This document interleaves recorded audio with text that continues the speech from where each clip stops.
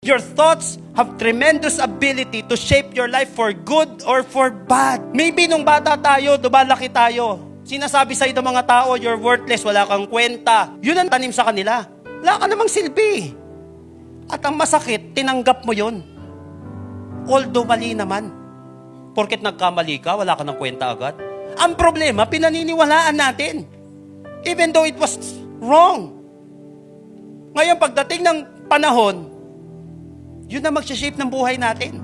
Kung ano yung mga sinabi sa atin, nung mga panahon na yon, pipiliin mo kung ano yung iaalaw mo na iisipin mo.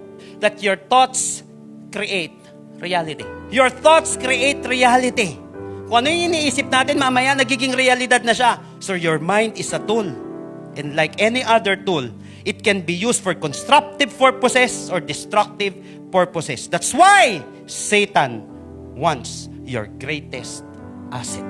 Never think a thought you don't want to become true.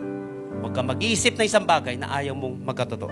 Ang pangit na pamumuhay ay resulta ng hindi magandang pag-iisip.